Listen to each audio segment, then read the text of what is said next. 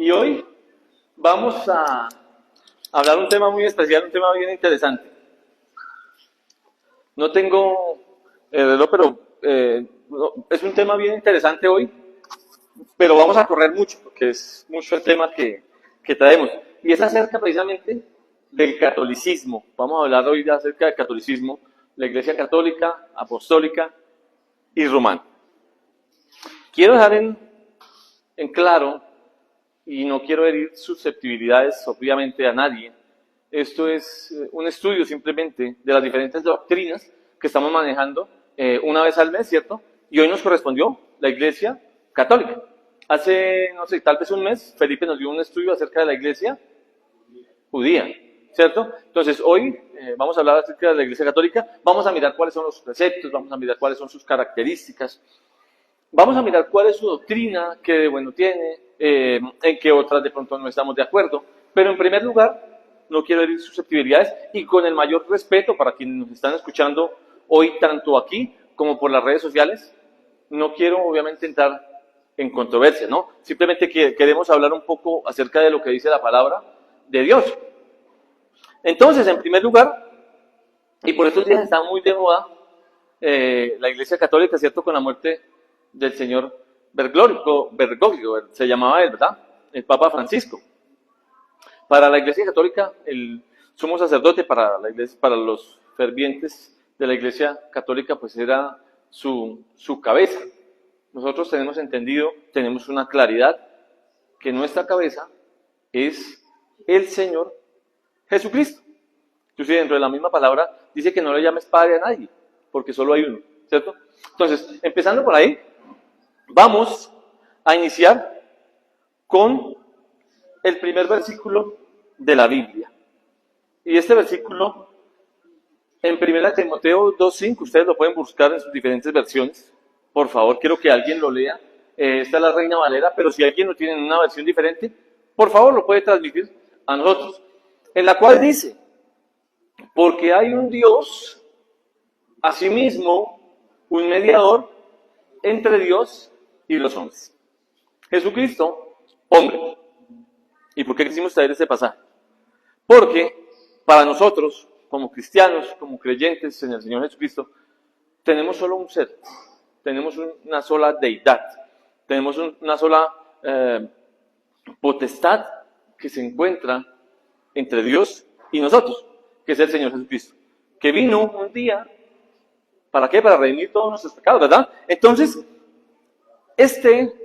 simplemente este versículo tan bonito y tan claro que está, pues como que empieza de una vez a desboronar algunas cosas de la doctrina de la denominación católica. Entonces, vamos a hablar.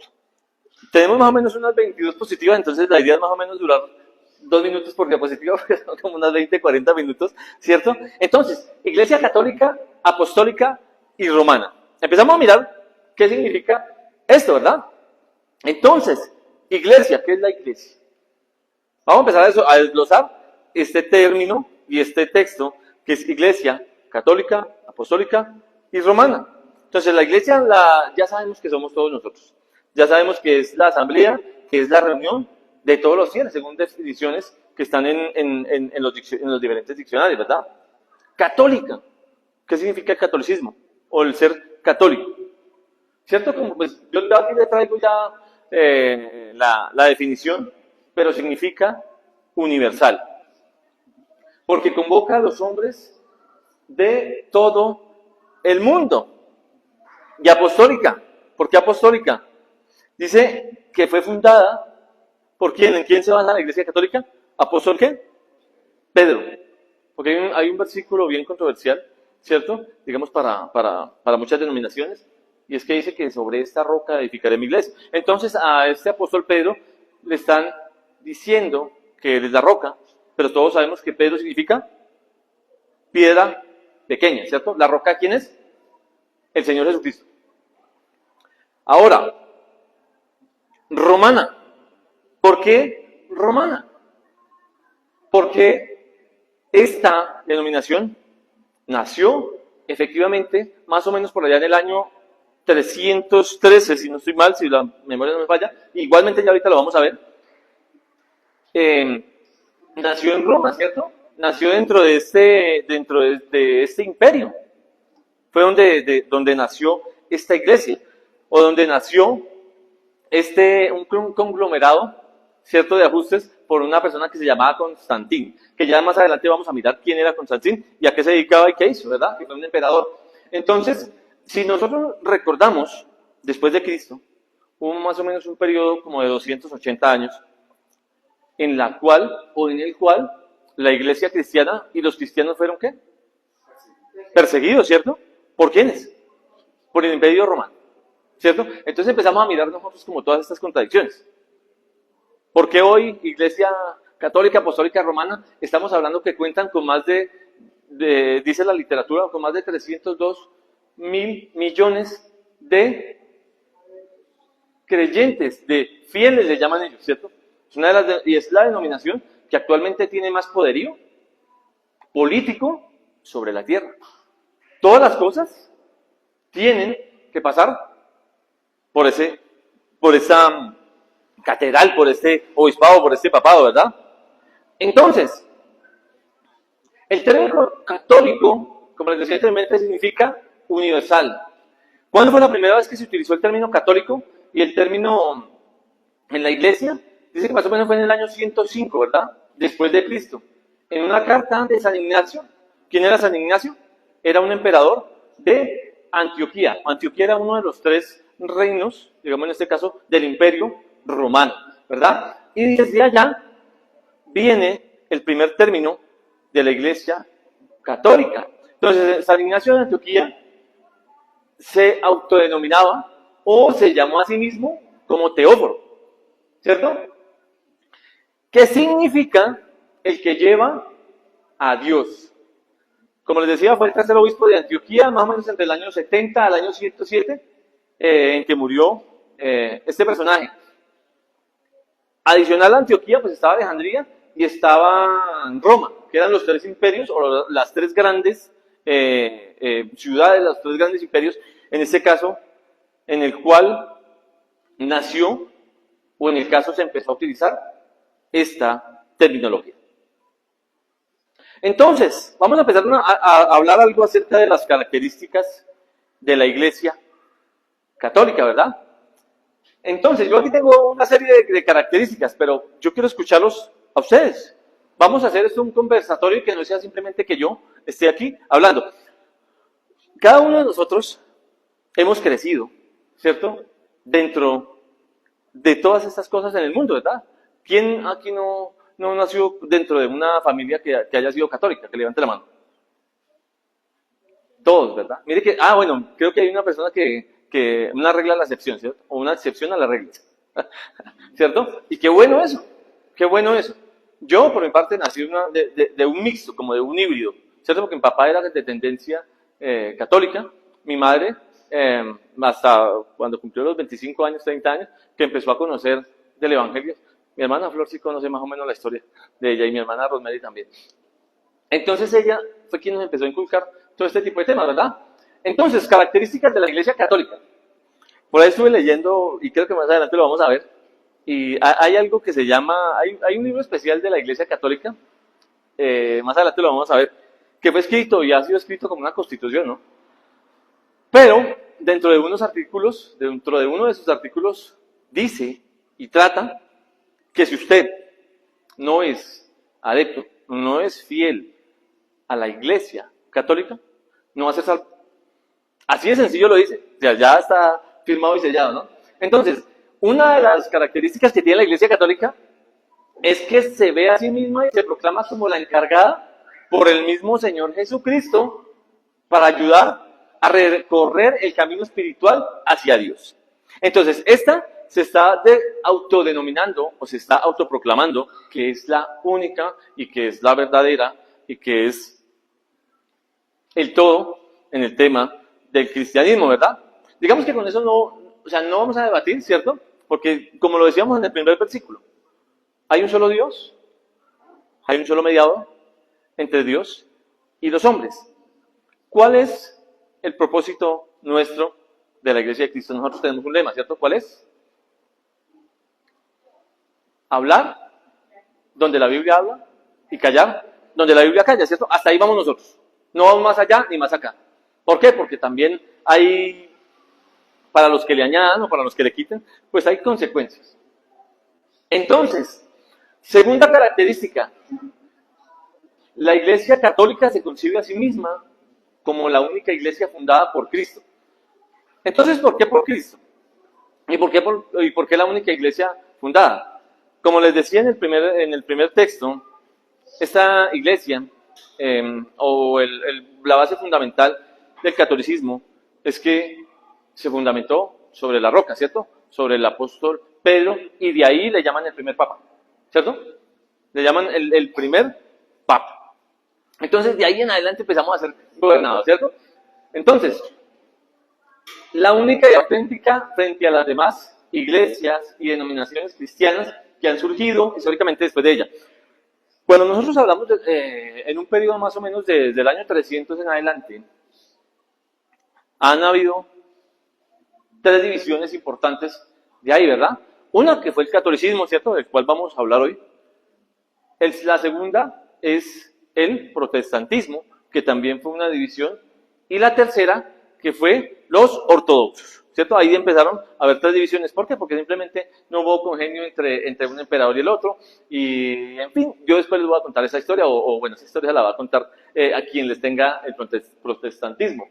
Pero en este caso, la Iglesia Católica, digamos que en este caso, considera que tiene encomendada la misión de elaborar, de impartir y de propagar la enseñanza cristiana, nadie más.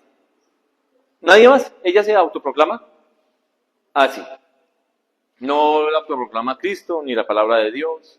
Simplemente han venido y han transcurrido una serie de personas que han cambiado, que han empezado a dirigir y que han empezado a encabezar y que han empezado, o que empezaron en su momento, ¿a qué? A dirigir esta organización. Mi hermano Gilberto, ¿tenía la mano levantada?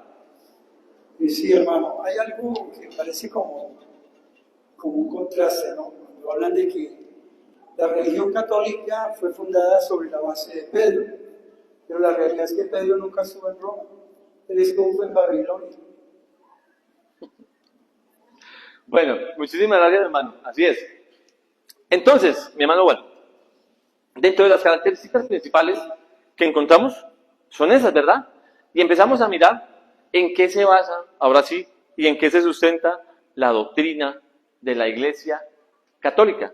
Ustedes, yo me imagino que la gran mayoría, ¿conocen el credo? ¿Se saben el credo?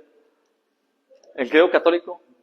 Ah, pues, desjuiciados en la... Pues yo tampoco, digamos que ese es el credo de Dios Todopoderoso, creador de Ahí en ese credo está resumida automáticamente toda, digámosle que toda la doctrina de la Iglesia Católica. ¿Y por qué decimos eso? ¿O por qué se dice eso? Digamos que los grandes literarios y la escritura que uno puede encontrar dentro de las enciclopedias y dentro de la literatura cristiana y dentro de la literatura católica, nos damos cuenta que este credo no se sabe quién lo creó, porque no hay un autor especial, un autor específico, ¿cierto? Sino fue un conglomerado de personas que crearon este credo y dentro de pues digamos que justificaron toda su doctrina, ¿cierto? Entonces, efectivamente es una iglesia que es trinitaria, creo en Dios Padre, en Dios Hijo, en Dios Espíritu Santo, pero hay unas cosas adicionales también en las que creen, ¿cierto? ¿En qué es? ¿Creen en que María la Virgen? Hay unos dogmas con la virginidad de María. ¿Creen en quién más? Santos. Aunque la misma Biblia lo refuta, ¿no? Hay algo especial y es que la Biblia no se contradice en ninguna parte. O yo no he encontrado la primera contradicción de la Biblia. No sé si ustedes sí. Pero cuando nosotros empezamos a mirar los libros apócrifos, que son unos libros adicionales que tiene la Biblia de nuestros hermanos y nuestros amigos católicos, ahí creo que son 7 libros más, ¿verdad? ¿Cierto? Y dentro de estos 7 libros, que tampoco tienen un autor definido, que no tienen un periodo establecido, y que por eso no se consideran que los tengamos dentro de, o bueno, dentro de las Biblias cristianas, ¿verdad? Es por eso mismo, porque no tienen un canon también, porque no tienen un doliente, como le llamamos literalmente. Es algo muy parecido a lo que pasa con la Biblia de los Testigos de Jehová cuando usted la mira. La Biblia de los Testigos de Jehová, usted le pregunta, y bueno, ¿y quién la escribió? No hay un paciente, no hay un doliente que haya que diga, es que el autor material de esta Biblia es tal persona. No lo hay, ¿cierto? Y empezamos a mirar que hay muchas contradicciones. Entonces, dentro de estos libros apócrifos, ¿cierto? Es donde encuentra uno estas particularidades que dicen que los santos son intermediadores de nosotros, que la Virgen es intermediadora de nosotros, que hay ciertas características que se contradicen con el resto de la Biblia, ¿verdad? Entonces, como les decía inicialmente, la doctrina fundamental para la Iglesia Católica se encuentra en el credo, en la que recoge las fórmulas elaboradas de los primeros concilios de la historia. Como les decía, esto no hay un doliente, no hay una persona que sea el creador, sino simplemente fue un conjunto de emperadores, un conjunto de cabezas, de obispados, de sacerdotes, de la misma Iglesia Católica, que simplemente se reunieron y lo crearon. Pero una característica sobresaliente, digamos, en este caso, de la Iglesia Católica, son todos los concilios, ¿no? O sea, dice que la Iglesia Católica tiene concilio con muchísimas más denominaciones y que eso la hace también acreedora de una u otra manera a ser como el liderato, como ser la Iglesia líder, en este caso, en el mundo. Otras partes de la doctrina católica, como les decía anteriormente, es la creencia en el dogma de la Inmaculada Concepción, ¿cierto? Estamos hablando Virgen María, estamos hablando santos, la Asunción de la Virgen María, Madre de Jesús, que la hace acreedora también como la Madre de ¿quién? De Dios. También tenemos ahí pendiente el tema de los santos. Ahora, yo les traía por aquí el credo. Eso es muy sencillo, eso es para todo, ¿cierto? Entonces, aquí como lo tenemos en este credo, en Dios Padre Todopoderoso, no vamos a repetir porque, bueno, no viene el caso. Pero entonces, el credo católico sí le puse una nota en especial para que le tuviéramos muy pendiente, que no fue escrito por una sola persona. Ojo, está escrito dentro de unos parámetros que no fueron normales, salidos de tiempo, salidos de contexto, escrito por manos humanas, ¿cierto? Que en este caso no fueron inspirados por Dios. Hoy en día es muy normal. Yo escuchaba hace unos días a una amiga que me decía que una de las pastoras de su congregación estaba escribiendo un libro, porque Dios le dijo que escribiera un libro y que lo empezara a vender en su iglesia. Yo le decía, ¿en serio? ¿Cómo se llama el libro, hermano, para comprarlo? Le decía, ya tenemos entendido que Dios nos habla a nosotros todos por medio de ¿qué? De su palabra. Ya hay un debate con el tema de los sueños.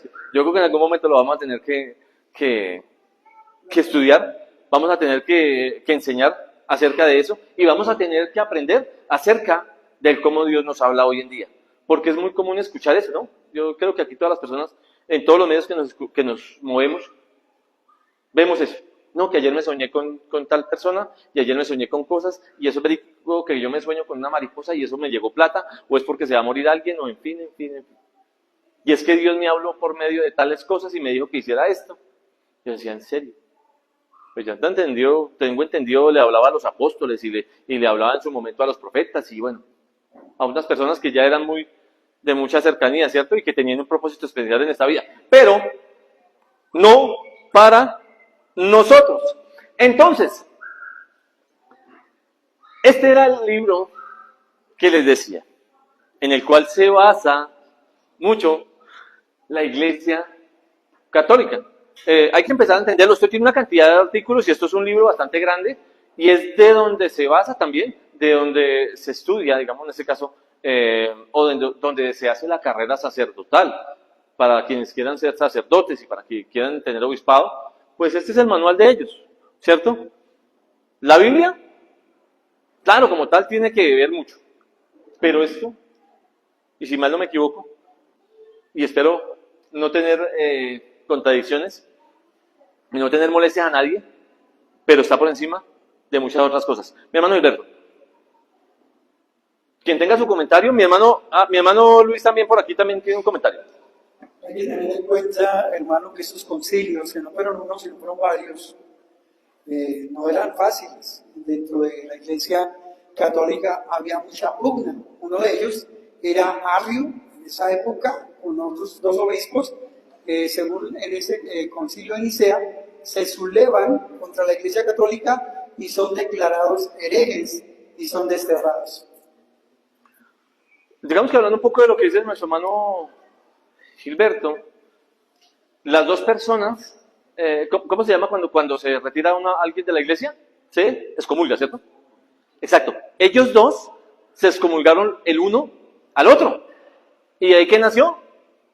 Una iglesia cristiana católica apostólica y otra denominación por otro lado, porque pues no iban en su común acuerdo, ¿cierto? Mi hermano Luis, mi hermano David, ¿me ayudas con el micrófono aquí? Claro, no, eso es un estudio, eso es un participativo y para todos. Aquí todos venimos a aprender. Bueno, gracias. Y muy concreto porque el tiempo se nos va.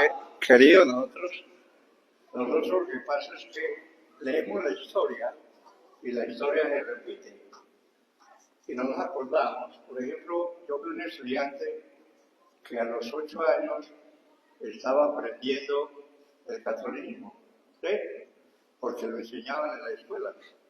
Una vez. Y después se sacan conclusiones que el catolicismo fue una exportación que vino por especie por los reyes católicos de España y las reinas católicas de España. Mandaron a un caballero que se llamaba Cristóbal Colón. Es la historia, ¿no? Así es, mi hermano. Y eso viene más adelante, total. Es exportación, o sea, sí, así ya es. estaban primero y las trajeron a Sudamérica. Así es. Mire lo importante que nos está diciendo nuestro hermano. Esa es la historia, o sea, claro, o sea, ¿qué le dijera yo? Eso lo enseñaban a uno en primaria. Claro, total, así es.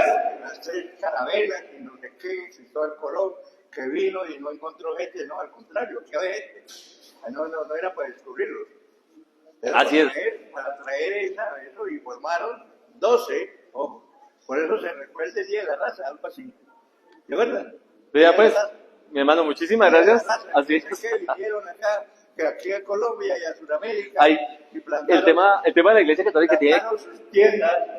Plantaron sus tiendas y hicieron 12 chozas, 12 apóstoles, ¿sí ven? El tema de la iglesia, del descubrimiento de América tiene que ver mucho con un tema especial.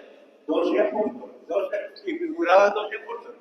Como eran 12 chozas, 12 apóstoles. Entonces, mire cómo adulteran las cosas. ¿Sí? Y ahí para acá, Sudamérica se llenó de catolicismo. Digamos que hay un tema especial con respecto a ese tema de Cristóbal Colón, pero bueno, digamos que eso va por otro lado y eso va más adelante. Exportado, no digo exportado, fue exportado, o sea, lo traíamos. Primero llegó a ¿qué? A España, ¿no? Bueno, para decir que eran los reyes católicos. Listo, ponme acá. Ok, mi hermano, vale, vamos a ser concretos porque no tenemos mucho tiempo. Yo termino con eso, hermano. ¿Para qué intervengo más? No, y así está, y está bien. Y les doy un dato importante, y esto lo aprendimos con el hermano Rafael dentro de su última visita aquí a Colombia.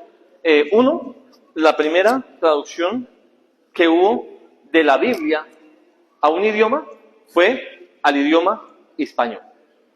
Fue la primera versión que hubo de una Reina Valera. Bueno, yo creo que eso en algún momento lo vamos a debatir también. Mi hermano Ernesto. Bueno, yo creo que lo más importante es ver hoy en día hacia atrás qué fue el catolicismo en la historia. Acordémonos que el catolicismo no se hablaba, sino tuvo diferentes dialectos y el último que tuvo fue el latín, cuando vino a América con los españoles. Ellos siempre tuvieron muy cerradas sus congregaciones en ese tipo de historias. Eso es una pequeñuela muy difícil de usar en un momento, porque eso desafortunadamente a América llegaron mucho tiempo después, hasta el año, creo que hasta el año 60 todavía los sacerdotes oficiaban las misas en latín. Por eso hoy en día las películas se ven las cosas en latín y no sabemos qué significa y eso viene de ahí. Y con respecto a lo que dice mi hermano, hay congregaciones todavía. Inclusive ve uno algunas monjitas rezando todavía en latín. ¿Y qué idioma más bonito ese? Pero creo que esto también es otro tema para otro estudio que lo vamos a analizar. Entonces, siguiendo con las características, ojo, de la Iglesia Católica y de su doctrina, ellos hablan acerca de unos sacramentos instituidos directamente por Cristo y a través de los cuales se refiere a la gracia divina. Entonces, yo encuentro ¿cuáles? 7. Encontramos 7 sacramentos en los cuales se bautizan ellos, ¿cierto? Que uno es bautismo, confirmación, la Eucaristía, penitencia, unción de los enfermos, ordenación sacerdotal y matrimonio. Sacramentos de iniciación cristiana, ¿cuáles son? Bautismo, confirmación, exacto, pero falta otro, que no lo, ¿se acuerda que hay uno que es como la primera comunión? Yo no sé si es la misma confirmación. No, ¿cierto? Es diferente. Bueno, pero el matrimonio dejémoslo para más adelante, creo que es que ese es un problema diferente, pero ya lo vamos a revisar. Entonces, los sacramentos de iniciación cristiana para todas las personas, en este caso que quieran ser devotos católicos, ¿qué? El bautismo y la confirmación. ¿Y qué es lo que le dice a la iglesia? ¿Qué es lo que le dice el librito este que miramos anteriormente? Que usted tiene que ir, tiene que bautizarse. Bueno, les voy a contar una historia acerca del bautismo. Y el bautismo católico y por qué ahora se lo hacen en la sola cabecita a los niños. Al inicio, cuando arrancó el Imperio Romano y arrancó con el catolicismo, ¿cierto? El bautismo era ¿qué? Por inmersión, ¿cierto? ¿Cierto? Pero llegó un ser llamado Constantino y empezó a cambiar como las reglas de juego y las reglas establecidas por Cristo. Entonces ya no fue a los 33 años, sino en su mayoría de edad, sino ya empezaron a decir que teníamos un pecado original, que traíamos de Adán y Eva, ¿cierto? Y empezaron a bautizar a los niños cuando eran menores, ¿cierto? Cuando eran de meses. Pero a ellos los bautizaban sumergiéndolos dentro de las aguas, ojo. Pero resulta y pasa que los niños empezaron a tener, cuando los bautizaban de esa manera, como eran tan bebés, empezaron a tener complicaciones físicas. Se empezaron a ahogar, empezaron a tener complicaciones de enfermedades, en fin. Entonces decidieron, así como muy folclóricamente, decir, no los vamos a bautizar ahora por inmersión, sino que simplemente les vamos a rociar un poquito de agua, que eso se llama ¿cómo? La aspersión. ¿Cierto? Ahora es con un atomizador. Entonces de ahí viene que a los niños se les bautice con agua. Que hay personas, como le digo, y que somos muy ignorantes en algún momento de la vida, y cuando usted lo bautiza, o cuando uno bautiza al niño, ¿es para qué? Uno, para perdón del pecado original, llaman ellos, ¿cierto? Pero otra cosa que le ponen es ¿qué? El nombre. Cuando usted lo bautiza, ¿qué es lo primero que le pregunta al padre? ¿Cómo se va a llamar? Mirley. No, se va a llamar, ¿cuál? Se va a llamar XYZ, ¿cierto? Entonces, eso tiene que ver, está muy relacionado con el bautismo.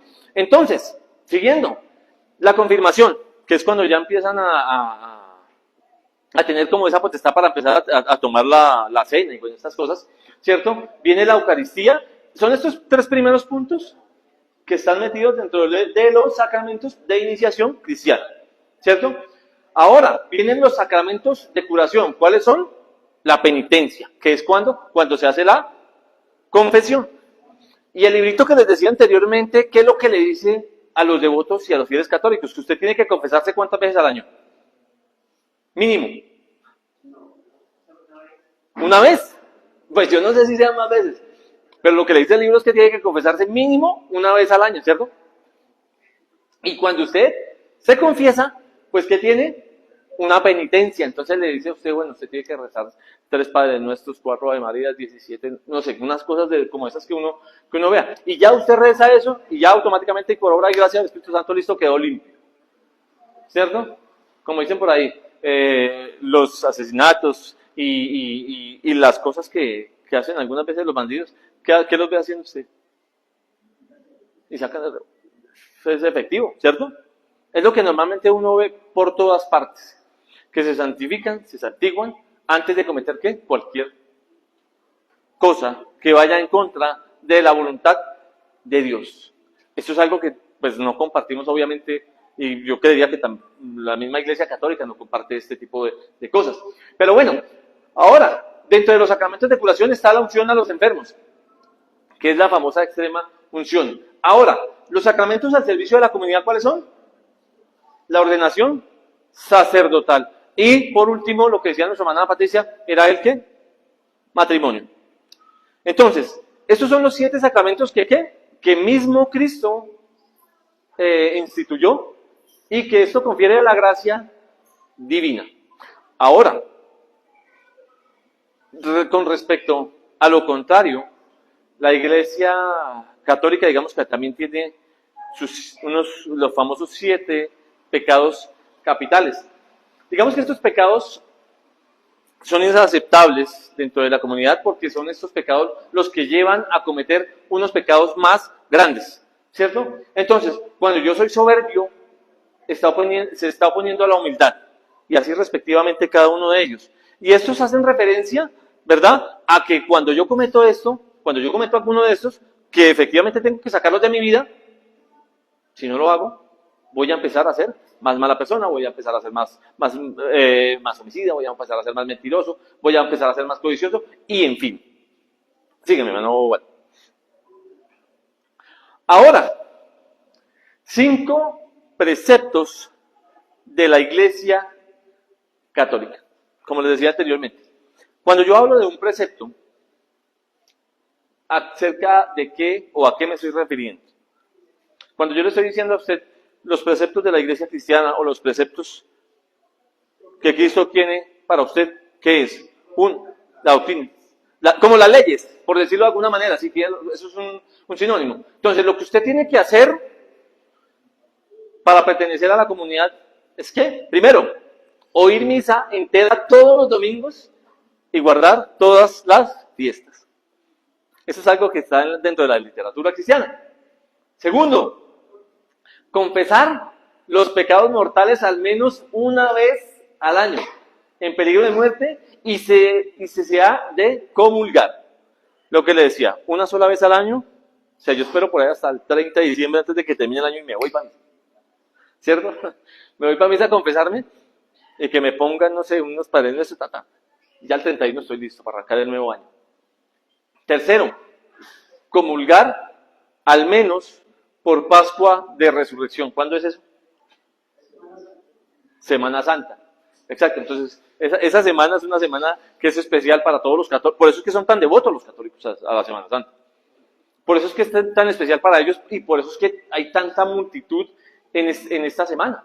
Porque es que es una regla de ellos que tienen sí o sí que ir ¿a qué? A comulgar en ese día.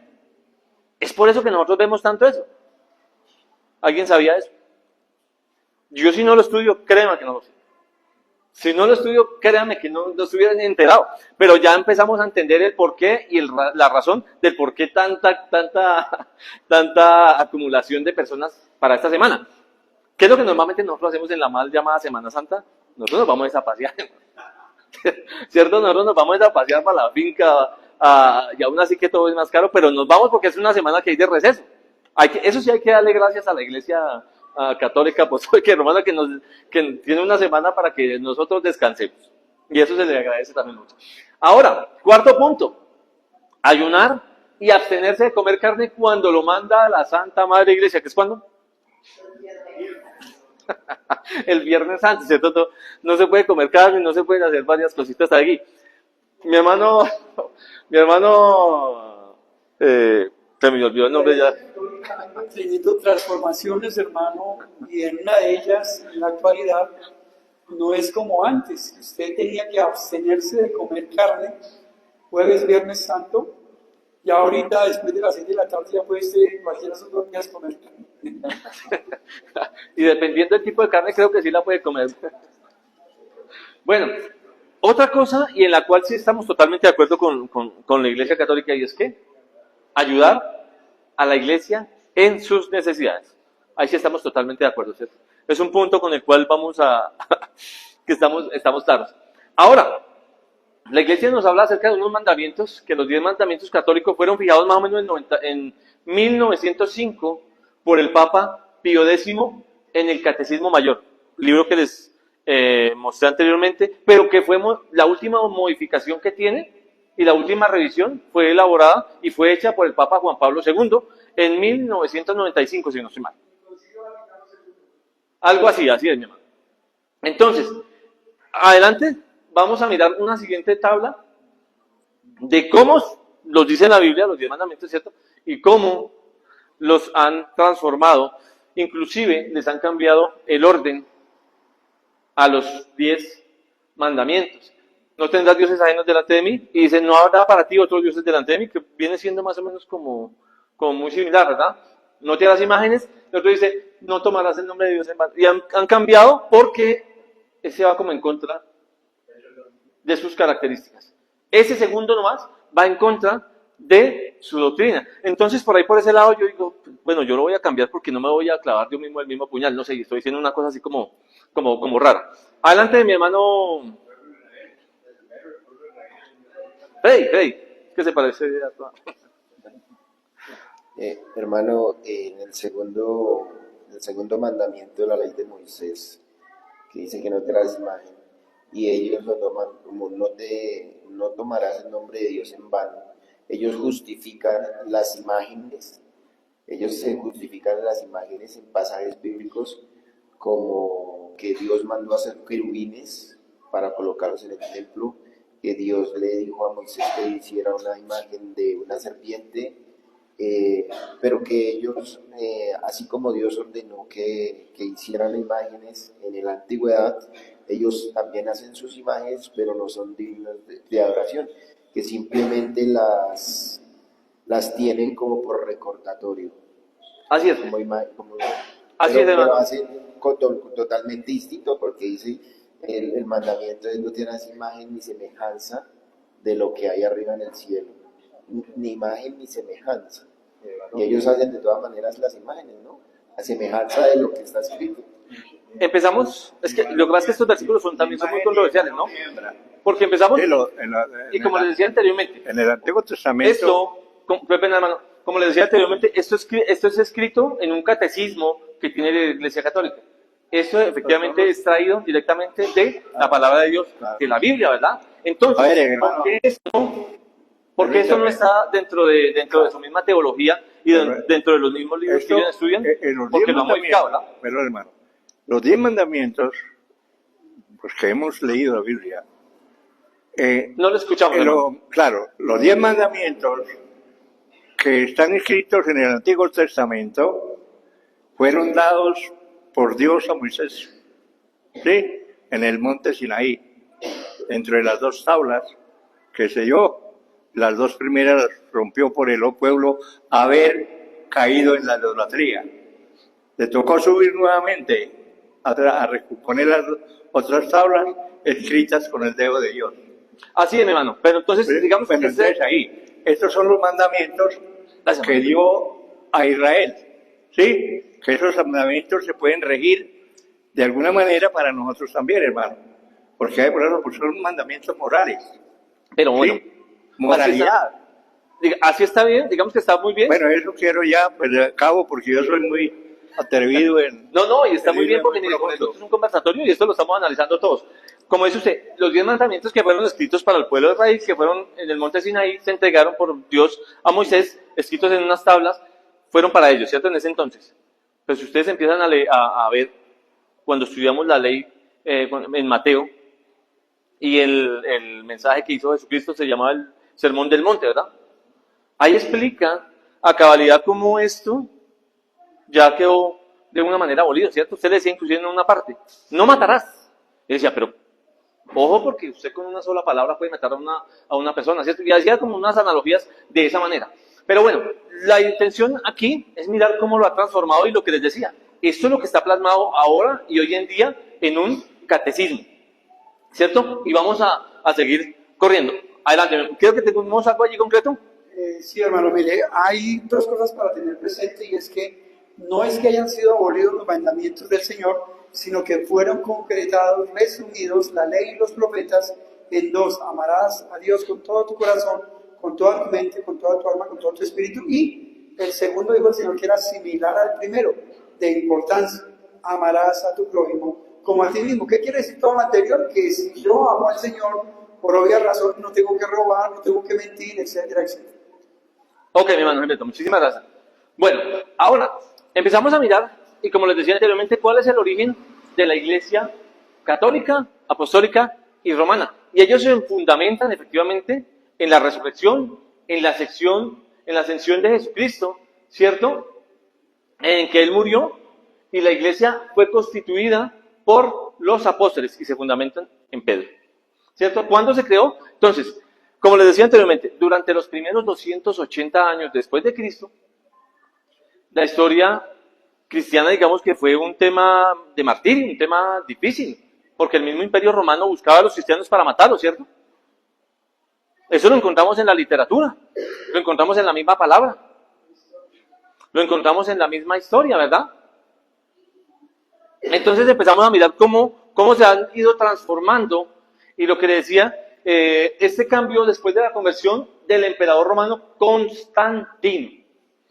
Él fue la primera persona en ese caso que quiso legalizar de una u otra manera el cristianismo con sus costumbres paganas. Y creo que, ojo, yo no lo voy a decir nada, la Iglesia católica, apostólica y romana, a partir del año 325, se hizo el concilio de Nicea en un intento por unificar la cristiandad, y es ahí donde empiezan a haber todas esas derivaciones del cristianismo porque no llegan a algún acuerdo, donde se empiezan a descomulgar los unos a los otros y empiezan a inclinarse por los ortodoxos, por los protestantes, por la Iglesia católica y apostólica y romana desde ese entonces.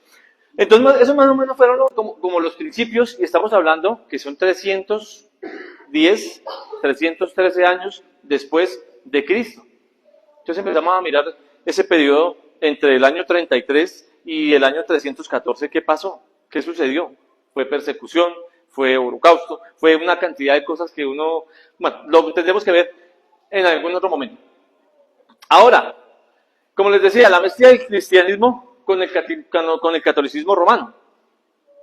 En la antigua Roma, ellos practicaban o tenían unas religiones, una que era el culto a Isis, donde, digamos, en este caso veneraban a una madre que era una diosa egipcia. ¿Tiene que algo que ver de pronto con la Madre María hoy en día? Cualquier parecido con la realidad es pura coincidencia, ¿verdad? Ahora, también existía el mitraísmo, que era una religión ¿de qué? ¿Quién se acuerda? ¿O quién me dice?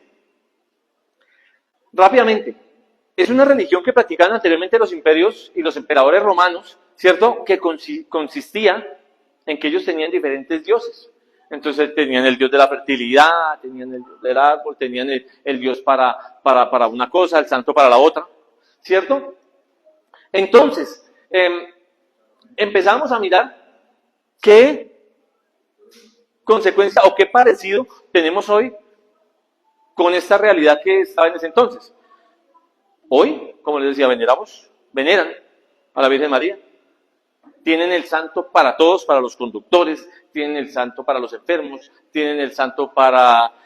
Inclusive María Magdalena es la santa de ¿quién? ¿De acuerdo? Para las trabajadoras sexuales. Y en fin, para cada una de estas personas le tienen diferentes santos. Entonces empezamos a mirar y miren que todas estas teorías que tenían anteriormente, pues se ven muy metidas, muy intrínsecamente comprometidas también con lo que es la doctrina que hoy en día profesa la Iglesia católica. Ahora, siguiendo mi hermano. Como les decía anteriormente, los emperadores romanos eran enotistas. Un enotista era alguien que cree en diferentes dioses. Y para cada una de sus cosas, de sus culturas, de sus trabajos, tenían un dios específico, ¿verdad?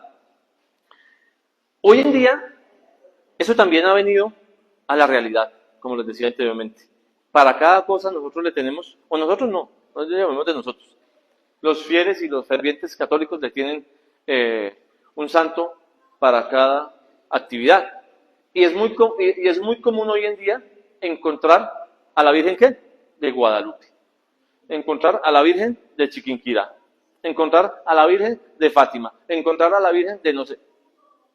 Y yo le preguntaba en algún momento a una persona, bueno, ¿y esa Virgen de Fátima quién es? ¿Esa Virgen de Guadalupe quién es? ¿Quiénes son esas vírgenes? Y llegábamos a un mismo punto. Y es que es la misma Virgen María, ¿cierto? Que se ha reflejado o que se ha supuestamente aparecido y que cumple milagros y una cantidad de cosas en diferentes partes. Pero entonces, si nació en Fátima, si se ve en Fátima, se llama Virgen Fátima. Como nació en Guadalajara, México, entonces ¿cómo llama? Guadalajara. Como es la de Guadalupe, Guadalupe. Y así sucesivamente es donde empezamos a encontrar todo este tipo de cosas, mi hermano. Adelante, mi hermano. Tenemos 5 minutos. Bueno, hermano, es una mala creencia que donde quiera que ha aparecido supuestamente una imagen de esta, es una virgen de cierto sitio. Podemos decir, la misma controversia yo la tuve con un cuñado, y yo le preguntaba, bueno, si María es solo una, ¿por qué hay tantas vírgenes? Él me decía, no, la explicación que su merced da, no, porque es la de Carmen, la de Fátima, bueno, de diferentes lados, pero es la misma María. Y yo me quedé pensando en ello y llego a la conclusión que no es la misma María, porque María es judía, nació judía, estuvo bajo el judaísmo, murió siendo judía, no puede ser María colombiana, María mexicana, María estadounidense, María canadiense, no podemos llegar a ese punto. María es judía, la madre de nuestro Señor Jesucristo, y por ende no hay sino una sola. Entonces las otras representaciones no hacen referencia a la Virgen María, Madre del Señor Jesucristo. Ok, mi hermano, muchísimas gracias.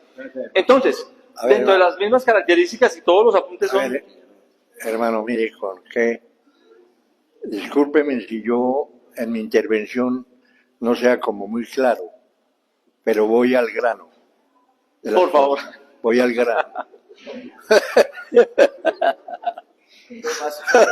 Lo más concreto, por favor. No, en serio, hermano, porque es que, sí, aquí ocurre lo siguiente, lo que decía el hermano.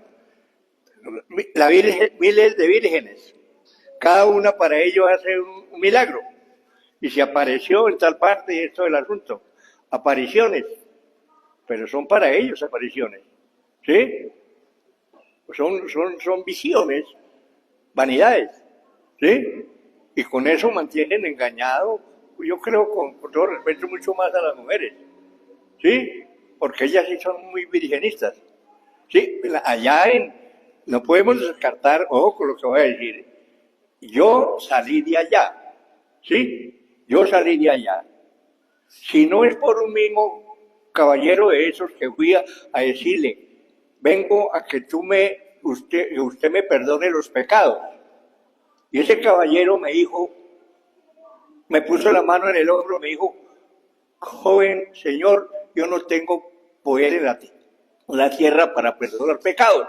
El que los perdona es Jesucristo. Ok, ya vamos a hablar acerca de eso. No, serio. Porque No, serio. nos quedan 5 minuticos. ¿Serio, hermano? Sí, está bien. Sí, Vamos a hablar. yo ese hombre siempre me confesaba.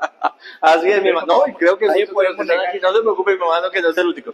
Entonces, miremos una de las características también que tienen los católicos, y es que la veneración y esa parte divina y esa deidad a la cual ellos también le llaman Virgen María, ¿cierto? Que es la Inmaculada Concepción.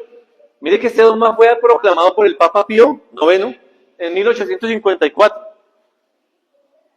Día tras día, mes tras mes, año tras año, siglo tras siglo, hemos visto cómo han cambiado, ¿qué? El catecismo de la Iglesia Católica, dependiendo, uno lo mira por el tema comercial, uno lo mira por muchas partes, lo puede mirar. Pero bueno, eso es un tema que solo llevan ellos. Ahora, hablan acerca también de la perpetua virginidad de la Virgen María. Para ellos nunca tuvo más hijos. Jesús nunca tuvo hermanos. Siguió siendo virgen. Y si yo miro Mateo 1:25, ¿quién lo tiene por ahí a la mano que lo lea? Rápidamente. Mateo capítulo 1, versículo 25. ¿Quién lo tiene? Dice la escritura lo siguiente, Mateo capítulo 1, verso 25. Y despertando José del sueño hizo como el ángel del Señor le había mandado y recibió a su mujer, pero no la conoció hasta que dio a luz a su hijo primogénito y le puso por nombre Jesús. Es decir, cuando una mujer tiene relaciones sexuales deja de ser virgen, ¿cierto? ¿Qué le está diciendo ahí? La conoció después. Cuando la conoció, ¿cierto? En otras versiones, cuando consumaron el acto sexual, cuando tuvo relaciones, cuando tuvo intimidad, llámelo usted como quiera llamarlo. Ya a partir de ese momento, ¿qué pasó? Puede ser virgen. Automáticamente, ¿cierto? Se acabaron esos milloncitos. Mi hermana Patricia. Pues yo considero que yo hubiera comentado con mi papito y yo le decía eso, o sea, en estos momentos, perdónenme ¿cómo se dice eso? Como el ejemplo, pero yo creo que todos tuvimos una virgen en la casa las que tenemos una hija, ¿no? O todas nosotras como tal fuimos vírgenes, pero digamos en el caso tal de que ya María tuvo a Jesús, en ese momento para mí ya ella dejó de ser virgen. No en el momento en el que consumó el acto con José. Digamos que en el momento de la concepción ya la vi, ¿cierto? Después de ahí, acabó todo. Ya, se le acabó la fiesta. Pero bueno, vamos, me quedan 4 diapositivas rápidamente, mi hermano. Libros apócrifos, vamos a darle 10 minuticos, vamos a pasarnos 10 minuticos nomás. Vamos a cortarle un poquito al... Libros apócrifos, y esa es una pregunta que todos tienen. ¿Por qué la Iglesia Católica dentro de su Biblia tiene 7 libros más, verdad? ¿Y por qué nosotros no? Y la razón es, ¿por qué? Uno, rápidamente, no son considerados inspirados por Dios, lo que hablábamos anteriormente. ¿Por qué? Porque no fueron escritos dentro de los tiempos establecidos, porque están totalmente en contradicción con algunas cosas que tiene la palabra, porque tienen errores históricos, cronológicos, falta de autoridad, condena eclesiástica y ocultamiento u olvido. Ahora, la doctrina de la Asunción, esto es algo de lo que tiene también dentro del catecismo, como el dogma de la Virgen Inmaculada, que ya hablamos de esto. ¿Podemos seguir? Otra cosa de las cuales hablamos son los santos y los objetos sagrados. Y lo mismo también está relacionado con la doctrina que tienen los libros apócrifos. Entonces, dentro de estos libros dicen rápidamente que hay santos que hacen intermediación entre nosotros y Dios. ¿Se acuerdan del primer versículo que leímos? Hay un solo Dios y un solo Redentor entre Dios y los hombres. Ya automáticamente cambiamos esto. Rápidamente, pasamos. Tenemos mediadores, como les decía, en este caso los santos, el culto a las estatuas e imágenes, a las reliquias inclusive. Mi hermano Gilberto. Si me permite, creo que vas muy rápido, me gustaría más bien que pudiéramos hacer un estudio un poco más lento para poder que la gente participe, saque de dudas el porqué de este tipo de situaciones en concreto. Yo no tengo problema, hermano, que se tome otro domingo. Podemos hablarlo entre los varones, pero la idea es que quede claro, porque es que esto es importantísimo para poder refutar bíblicamente algunos argumentos que la Iglesia Católica, mal llamada la primera iglesia primitiva, que no lo es, que lo hemos visto a partir del año 325, que es donde nace, es importantísimo que la iglesia quede muy tranquila en esos aspectos. Ok, digamos que todo esto ya hemos hablado muy rápidamente, ¿cierto? Y lo que hemos puesto acá hoy es un breve repaso de lo que es la Iglesia Católica. Definitivamente 1 hora nos queda corto el tiempo y creo que lo hablamos después de culto, revisamos ese tema. Pero para concluir, hay muchas cosas buenas, hay muchas cosas que hay que tener, ya vamos a la final, que hay que tener en cuenta con nuestros amigos de la Iglesia Católica. Hay muchas cosas buenas, hay muchas cosas que obviamente tampoco estamos de acuerdo, pero que dentro de la sabiduría que Dios nos da, Dios nos pone esta tarea, y es de defender el Evangelio, es de debatirlo, es de enseñar la verdad y es de empezar a confrontarlo. Y la misma palabra nos da esas herramientas. Hablamos del tema de pronto participar en un segundo estudio acerca del catolicismo. Mis hermanos, yo les continúo bendiciendo. Perdónenme la demora, por favor. Muchas gracias. Buen día.